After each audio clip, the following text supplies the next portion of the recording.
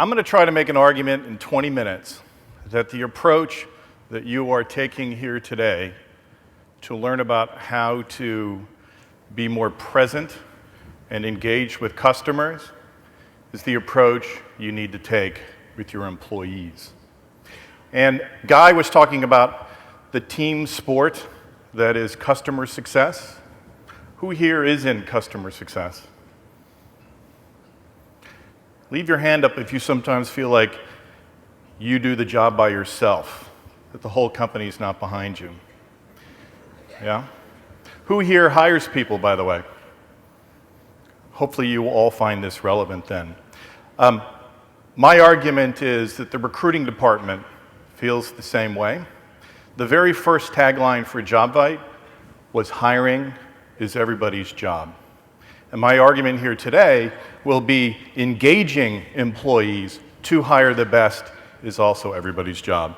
To do that, I'm going to go deep a little bit into the job market and explain to you the trends that are taking place that I think are very relevant for all of you. Every company starts with a founder. The founder is the first shareholder. The founder typically builds a product, needs money to build a product, so they get investors. Then the founder and the investors are shareholders together. What's the first thing after they build a product that they want to get as shareholders? Customers. Got to get a customer. Sometimes you can't even raise a Series A anymore unless you have paying customers. So customers are critical to the success of a company. And at Jobvite, we have our very first value is customers matter most. But again, my argument here today is that employees matter, if not most, very close to most. And in the long run, they matter most. This is a map of the United States. This is the job market. In blue is hiring, and in red, orange is firing. We're into 2002. Remember the tech bubble? That's the tech bubble you see there. And then look in the south soon. See if anyone can guess what this is in Louisiana. That was Hurricane Katrina, which hurt the automobile industry because of the oil industry. And then we had a recovery until, look at Florida, look at California, and then the Russians bombed the United States. And I'm going to come back to why I think this is important. As you can see, that there's been a very long, the longest recovery in our economic history, but not the biggest. It's been going on for quite some time, and here we are into 2016. The next slide is really my point. What you see here are the last recessions in the United States. 1, 2, 3, 4, 5 recessions. The recession from the early 70s. I was 12 years old, 13 years old, 11 years old. My father was an HR executive, coincidentally, and I remember Xerox, which had an intrusion, as he called it at the time, of competitors from overseas, had to have layoffs. Back then, you didn't do layoffs. And in fact, our house used to get phone calls from people who were threatening to hurt my father because of the layoffs. It's a true story. What you see here is in blue is non-people expenses. And in red are people expenses. So in reaction to the recession, what did CEOs do in the early 70s? They cut more non-people expenses than people expenses. So you can see with every progressive recession what has happened, including the big bombing I just showed you, which was 2007 to 2009. Virtually all the expenses made by senior management and CEOs to recover from the recession was people. Now it used to be in the early 70s when marketing went into a recession, they'd say, cut the marketing budget. First thing, cut the marketing budget. Now, in fact, because we're so good at tracking our marketing spend, we say turn marketing up in a recession because you need more customers. But it's the people who unfortunately take the brunt of the pain. And I believe that has changed the dynamics and the relationships between companies and employees. Second thing that's going on is the working age population is dramatically shrinking. Here you see in blue is the growth of the working age population in these countries around the world in the last, from 1970 to 2010, 40 years. Look what's going on for the next 40 years. In green is the growth in the working age population. And it's ranked from the most growth on the left to the most shrinking on the far right, Russia. Notice that the United States is number 2 and most growing over the next 40 years. Why do you think? Immigration. So I don't know if the scientists are now going to have to rethink that bar, hopefully not, given what's going on in Washington, D.C. But you can see if you took the immigration out of the United States, it'd be net zero. So it's very important to our economy. And it's very hard to have a growing economy when your population is shrinking. Just ask your friends in Japan. Third point I want to make. All the jobs being created the most at the highest rate of growth require formal education. See that? Over the next, from 2014 to 2024, the fastest growing requirement in the job market is a master's degree. But you can see bachelor's degree, associate's degree. And what's the growth for people who only have some college? 1%. Fourth point I want to make is that jobs, and you've heard a little bit about this from our previous speaker, about automation, jobs that are routine, repeatable, are starting to be replaced.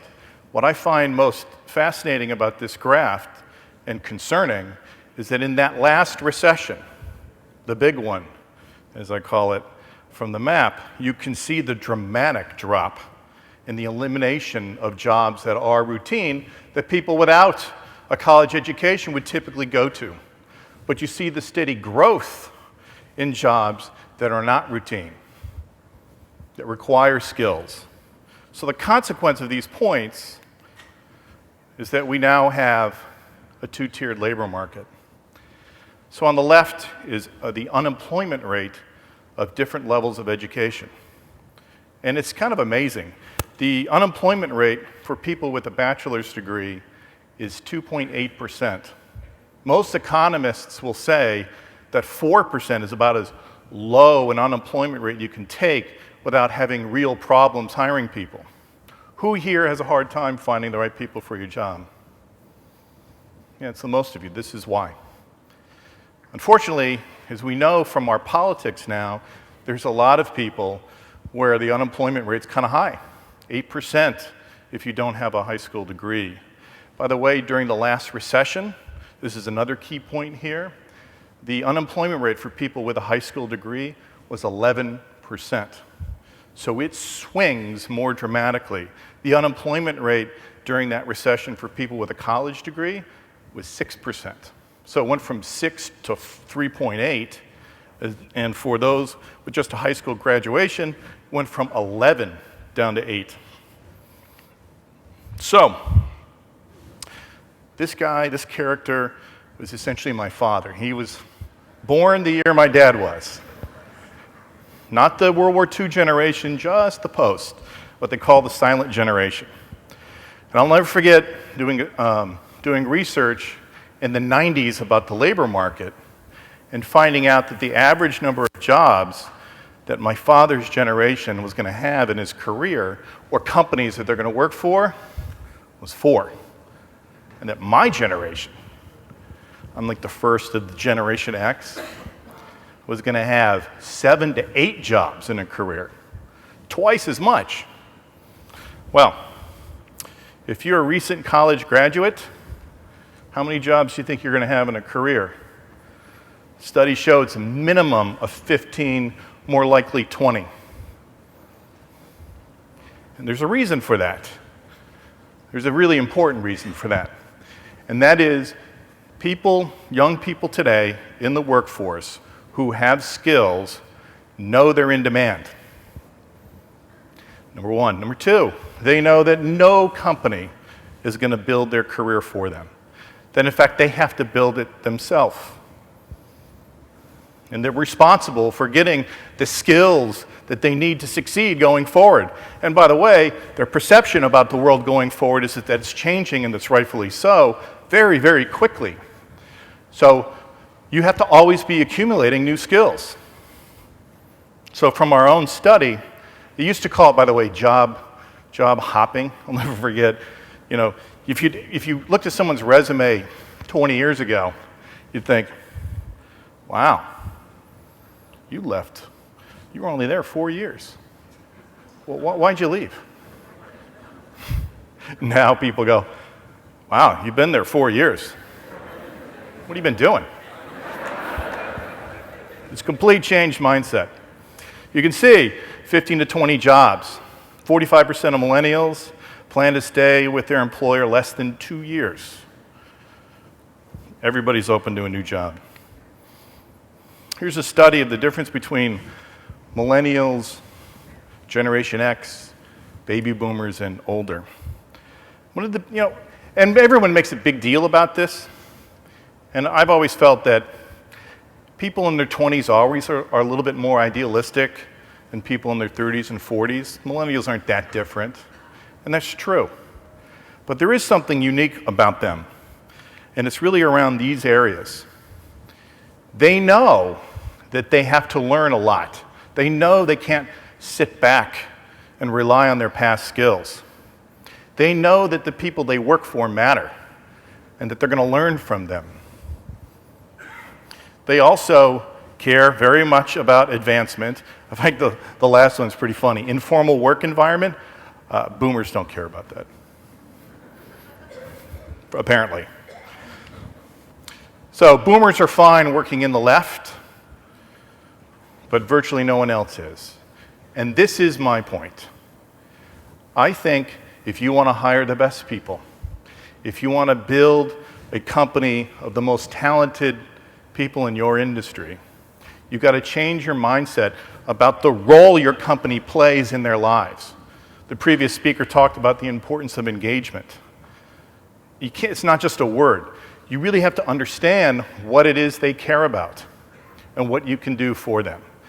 So I'm going to end my talk saying, I think if you think about your company as a university, you'll be better off.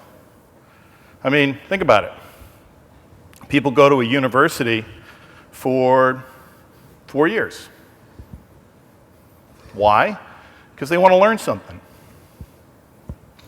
What do they care about? What they're going to do afterwards. Sometimes, by the way, they'll stay 5 years, 6 years for a master's degree. Rarely they'll stay 7, 8 years for a PhD. And a bunch stay only for associate's degree. You starting to get my point? I'll take the analogy even further. Every generation cares about this first. That's just a fact. And that's smart.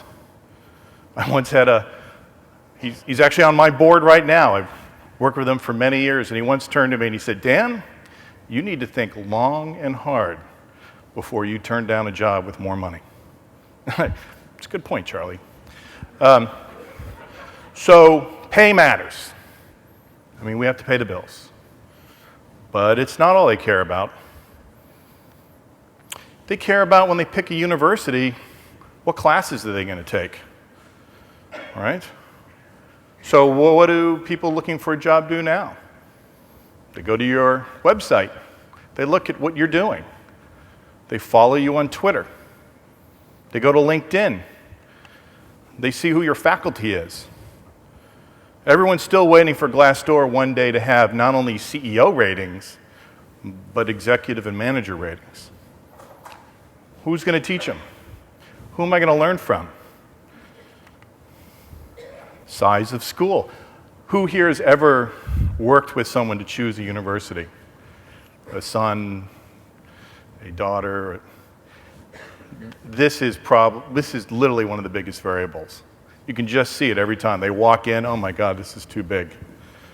They just physically repel at the size, it's too big. Or, like my son when he went to a small school, oh, Dad, it's like high school. Okay, let's go. Let's get out of here. It's a waste of time. I just knew it was a waste of time from then on out. So, are you a big company or a small company? If you're a small company, look for people who like small companies. If you're a big company, don't try to attract people who like small companies, because it's a different place, it's a different thing. What's your office like? Do you care? Does it look like the cubicle farm of death?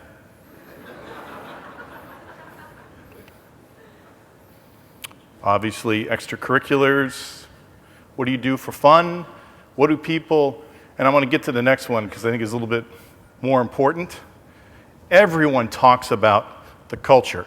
If you pick up, by the way, a manual for how to select a university, and you read the beginning part, I don't care which one you pick right off the book, they talk about student culture, culture and life. You look at why students choose one over the other. Ultimately, it's who I'm going to school with, who are the people I'm going to be studying with. They're the ones I'm going to have relationships with. Do I like them? Do I want to be with them? Culture is a big variable. Well, what are people saying about your company on Glassdoor? By the way, when someone says something negative on Glassdoor, how do you react? Do you respond? You should. If you don't, there's deafening silence if you don't. And reputation. When you look at the U.S. News and World Report and how they rank those universities, and I think university presidents, if you go to them, say, who are the most important people at the university? They'll tell you it's the students, the faculty. But then if you look at how they spend their time, and you talk to them behind the scenes, what do they care about? The money. So they care about revenue, right?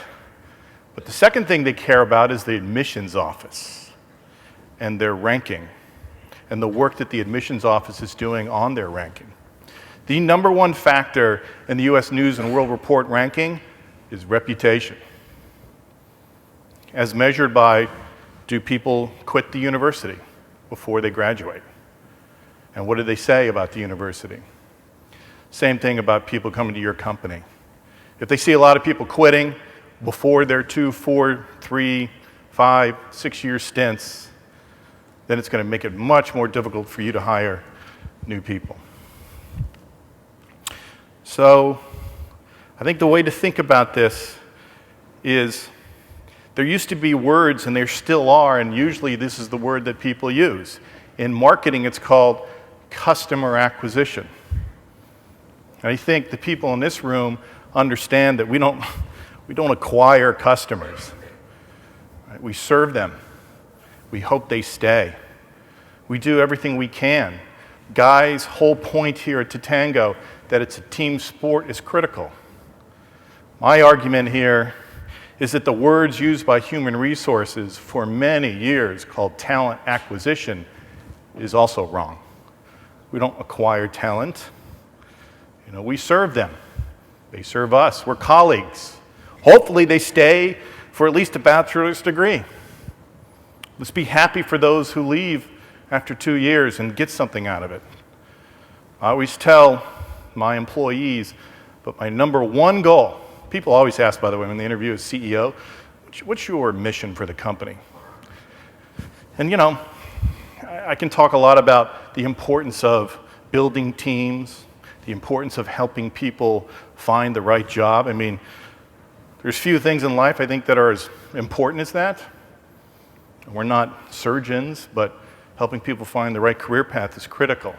But my number one goal for employees is that when I'm old, I'm in a wheelchair, and I'm slobbering, that they come back and they say, that was the coolest time, working at Jobvite with you guys. I met the best people, I learned the most, it shot my career going forward. If you think about it like that, you will build the best team. Thank you very much.